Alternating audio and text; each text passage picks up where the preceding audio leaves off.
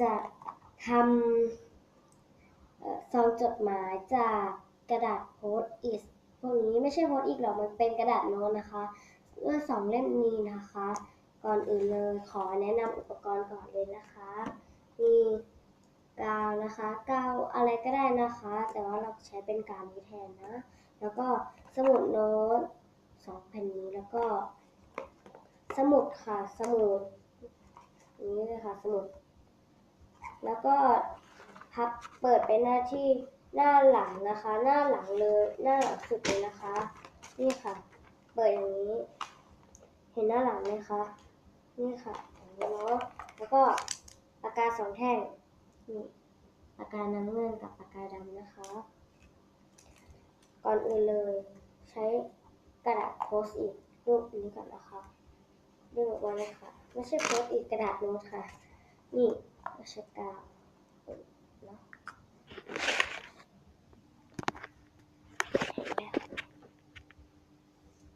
ถ่ายเองค่ะเลยมองไม่ค่อย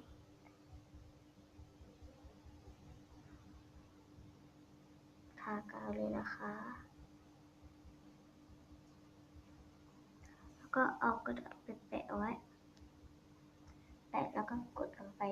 ลึกๆเลยแล้วก็ใช้กระดาษอันนี้ค่ะเป็นรูปหัวใจ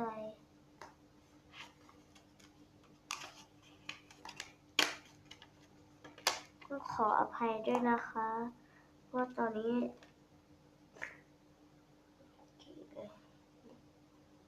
ทากาวเลยนะแล้วก็แปะตรงนี้เลยแล้วก็ใช้นี้อันนึงนะคะใช้อีกแผ่นหนึ่งด้านหลังมันจะมีรูปอย่างนี้ค่ะ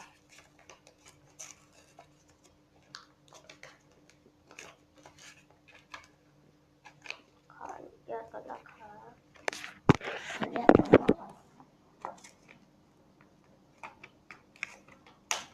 สมุดอะไรก็ได้นะคะที่ใช้แล้วก็เราก็ทำอย่างเดิมเลยค่ะตรงไหนก็ได้เนาะนี่ค่ะเสร็จแล้วก็อย่างนี้นะคะถ้าเป็นอย่างนี้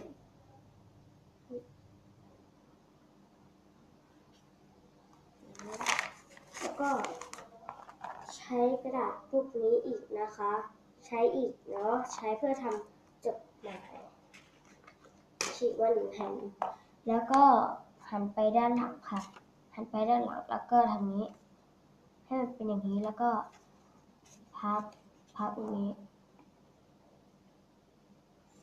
พับให้ขากันนะคะพับให้ขากันอย่างนี้แล้วก็พับด้านล่างเนี่ยขึ้นมาด้านบนนี่พับให้เท่ากันนะคะถ้าไม่เท่ากันมันจะไม่สวยได้อย่างนี้แล้วอย่างนี้เนาะอย่างนี้แล้วเราก็กางออกนะคะกางออกอย่างนี้กางออกให้เหมือนเดิมแล้วเราก็ใช้กาวทาทั้งด้านที่พับนะคะ